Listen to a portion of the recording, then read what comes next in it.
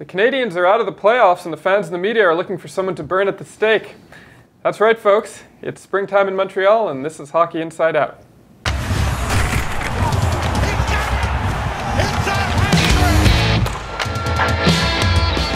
I'm Adam Susser, coming to you from downtown Montreal with Stu Cowan, Chris Nilan, and CBC Daybreak's Jessica Rusnak. Here's what we're going to be talking about on today's show. Number 1, who's to blame for the Canadiens' first-round exit? Number 2, what should the Canadiens do with Carey Price? Number 3, will the Habs be able to re-sign Alexander Radulov? Number 4, our HIO viewer question of the week asks, did Marc Bergevin drop the ball by not trading away Galchenyuk, Beaulieu, and a first-round draft pick for Matt Duchene? And number 5, what was the biggest positive you could take away from the Canadiens season? Let's start the show. In what started off as a series that looked like the Canadiens were just going to beat the New York Rangers by simply out-hustling them, ended with a broken team that was unable to beat their opponent's best player, their goalie, Henrik Lundqvist. And that, ladies and gentlemen, is who I choose to blame for the Canadiens' early loss in the playoffs. Who do you blame for the Habs' first-round exit? PK. PK's fault. It's PK's fault. Why not? No, the whole team, obviously. It's a team game, and, you can point fingers at the superstars, and yes, Pacioretty didn't score. Galchenyuk didn't do anything, the two of them, and quite frankly, they got snubbed out of the playoffs by Henrik Lundqvist. And when your better players can't outperform the better players on the other team, you're usually out of luck. I blame Marc Bergevin. I don't think if it wasn't Henrik Lundqvist, it would have been another goalie. This team going in, it seemed predictable to me that offense would be their downfall, and it was. I thought they might have enough offense to get past the Rangers. I picked the Canadiens in 6 games thinking that Price would outplay Lundqvist.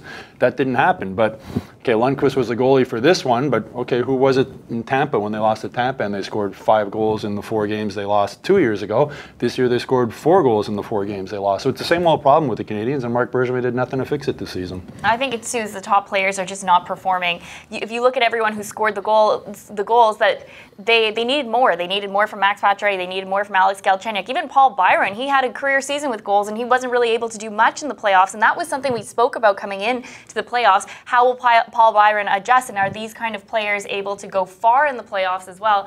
And obviously that was not the case. So I would blame that the top players were just not performing up to how they should. Even Andrei Markov made a mistake, which resulted into a goal that you need to see more from them. But people are jumping over Max Pacioretty. He didn't score any goals in 6 games, but the Rangers' game plan was to shut him down. He's the only real goal scorer the Canadiens have, and they were successful at shutting him down, and that's why they lost the game. And Carey Price let in that one bad goal in Game 6, the first goal, but it's pretty hard for a goalie when if you let in one bad goal, you're going to lose the game, and some people were pointing the finger at him, saying it was his fault they lost. I was pointing the finger at him. It's nuts. Well, I agree. Like, Carey Price played like Carey Price, and Henrik Lundqvist played like Carey Price, but even better.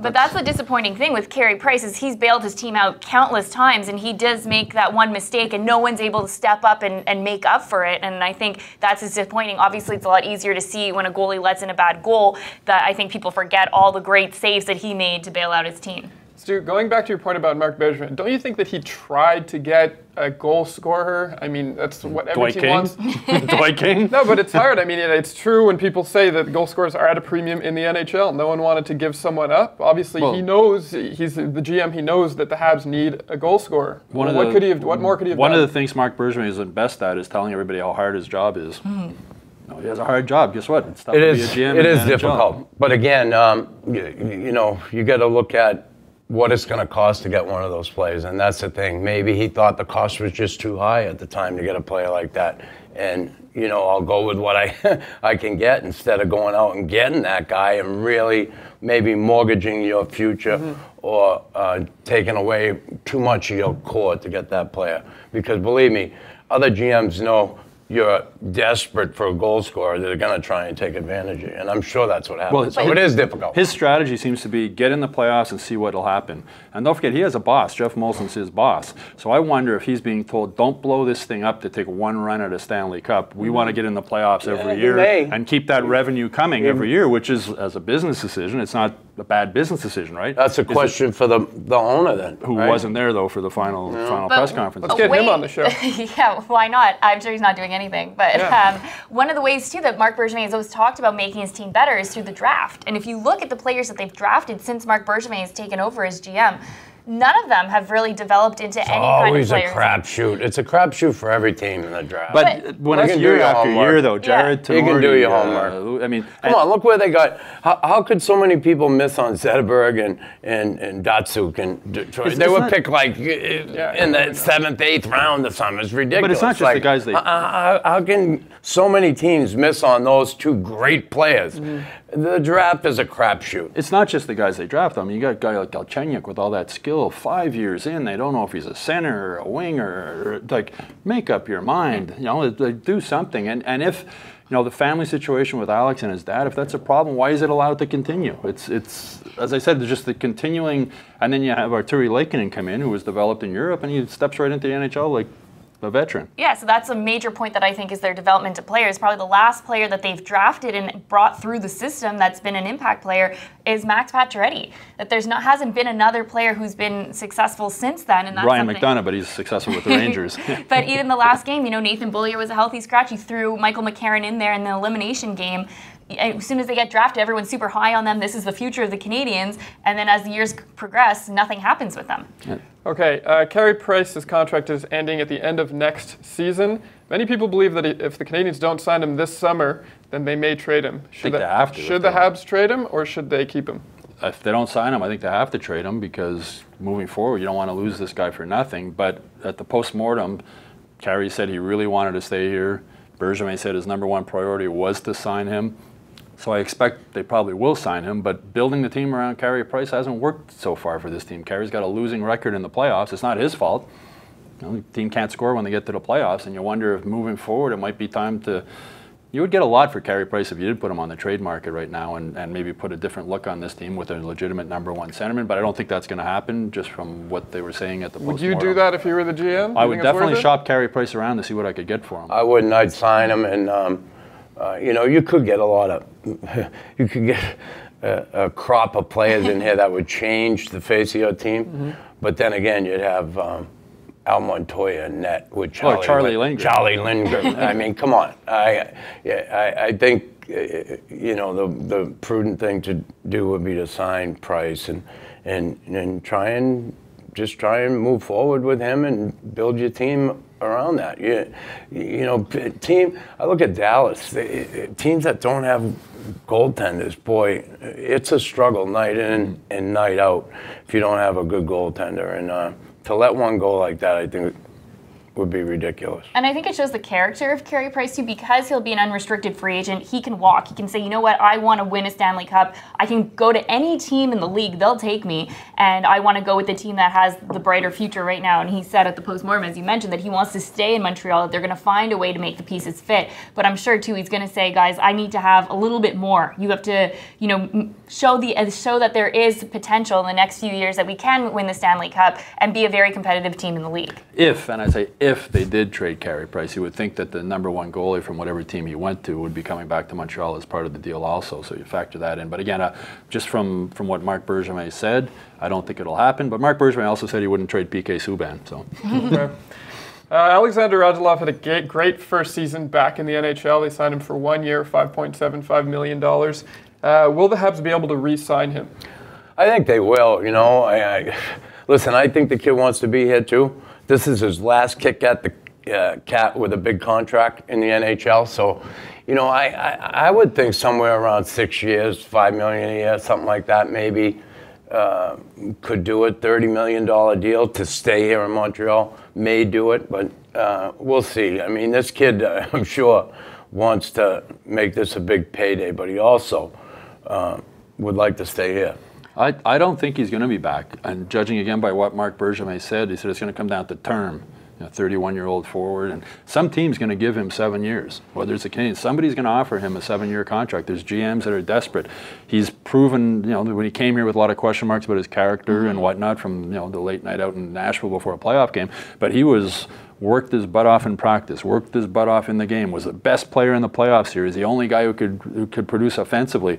And I think he was good in the room, he was good on the ice. There's so much good things about this guy. I think some other team is going to take the gamble and give him 7 years. And we're talking about Carey Price. If Marc Bergevin is giving Carey Price 7 or 8 years, I don't think there's money to pay Radulov also. So. I just think it's up to Alexander Radulov if he's coming back not with the Canadiens, because there's going to be a team that's going to offer him something out there, and if the Canadiens can't match it, then that's going to be it. And I don't think Alex Radulov is a guy that you should break the bank for. That you have to, he's going to be 31 years old. That giving this guy an 8-year contract, you don't want to be stuck with that. We've seen Bergevin give some long contracts to Alexei Emelin that I think people would like to have back. The same thing with the David Desharnais contract that he was able to get away.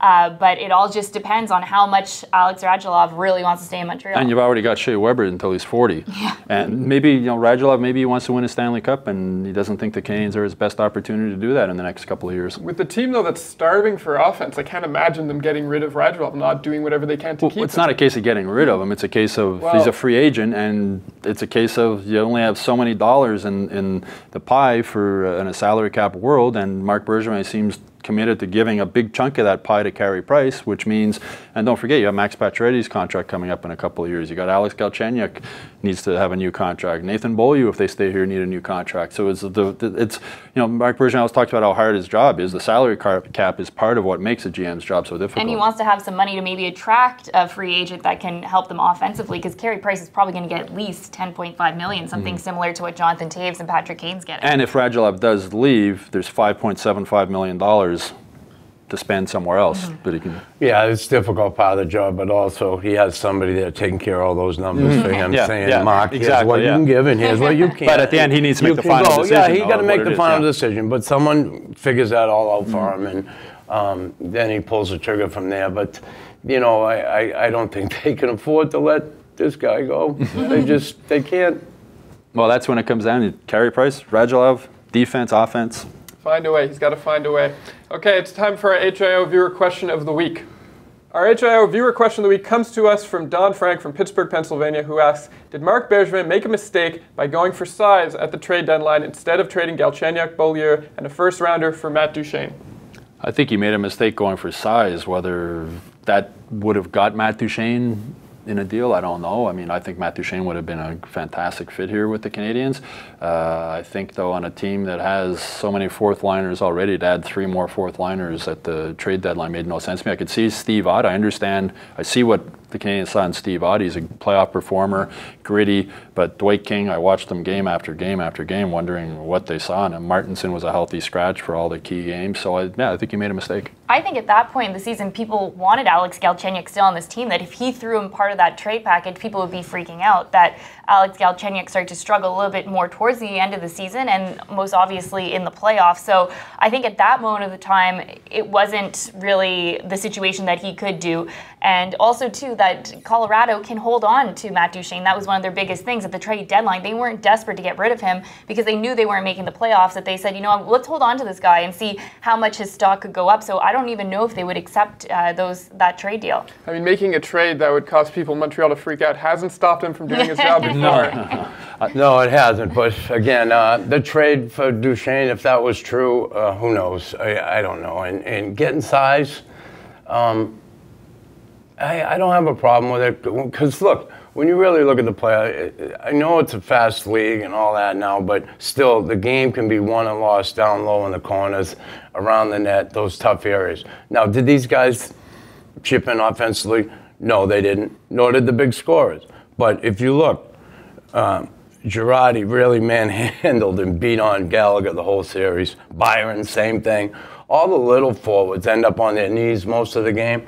And you do need some size out there to be able to sustain a little bit of pressure in the offensive zone, on the boards, in front of the net, stuff like that. Now, Dwight King, again, he's not going to be the guy to go burn it up, but he's also one of those character guys and size guys that you can win with, coupled with the right mix I of think players. I think Bergevin would have been better if he did nothing at the trade deadline, because what he did do meant Mike McCarron didn't play. Their size. It meant Torrey Mitchell was a healthy scratch in the biggest game of the year. There's speed to play on the fourth line. So I think if he had done nothing, they would have been better off than with what he did do. Okay. So the Habs are out of the playoffs. A lot of people are depressed. I'm very sad. Let's talk about some happy thoughts and think of those. What do you think was the biggest positive you can take away from the Canadian season this year? For me, the biggest positive was Radulov. You know, just him coming in here and doing his thing and really inspiring his teammates during the year. This was a different look team with him on it for sure. Guys loved him. He brought some life to that team, and I think he was the biggest surprise, along with Byron. You got to throw Byron in there for sure. If you're going to say the second surprise would be him, I guess. And then, geez, could I find a third one? Arturi Lehkonen. That's it. Lehkonen. Sorry, but that's easy. Yeah. I think Lehkonen just the more the season went on, and the more I watched them on the ice and got to know him a bit off the ice, as good as you can get to know a guy in the locker room. You don't get to know him all that well, but he's so mature on and off the ice. He plays such a smart game, and he's not afraid. He goes to the dirty areas. He gets hit. He gets hammered. He's not afraid to take a hit to make a play, unlike like Alex Galchenyuk appeared scared to take a hit to make a play during the playoffs. Lehkonen not at all. You guys did. Yeah, Lehkonen not at all. And as I think I've said in the show earlier, once he adds another 5 or 10 pounds of muscle, which he will, because he's a hard worker. He'll be in the gym, I'm sure, this summer. He'll come back next year, maybe 5 or 10 pounds heavier. He's a heck of a hockey player. And coming into the season, we didn't really know much about him, having played over in Europe and that. But I think he was a surprise, and I think he will not be a surprise going forward. I think he's just going to keep getting better. For me, it's the fact that the Canadiens didn't go into a downward spiral there when things started to look bad in end of January, early February, that rough patch, and everyone was saying, okay, here we go again. It's a repetition of the year before that they started off strong and then they just lose it. But they were proactive. They made a coaching change, something that you have to do when the message is not getting through anymore. And you also went and got Claude Julien, a coach who has won a Stanley Cup before, has won an Olympic gold medal, and he knows what to do. Now, we'll have to see what he's like when he has a full season with the Montreal Canadiens. And a training camp. And see if he could elevate this team to the next level. Okay, I guess that's one way to look at it. You're happy that the Canadiens just didn't have a meltdown. No meltdown. Well, it was a surprise also Michel Therrien got fired, because Marc Bergevin was... The foxhole. The foxhole, yeah. The foxhole got busted up. Yeah. Okay, that is our show for this week. Even though the Habs are out of the playoffs, we will be back next week, so tune in next Thursday for us. I want to thank the panel, Stu, Jessica, and Chris, for showing up. And I want to thank you at home. Subscribe, like us on Facebook, and share. We'll see you next week, Habs fans.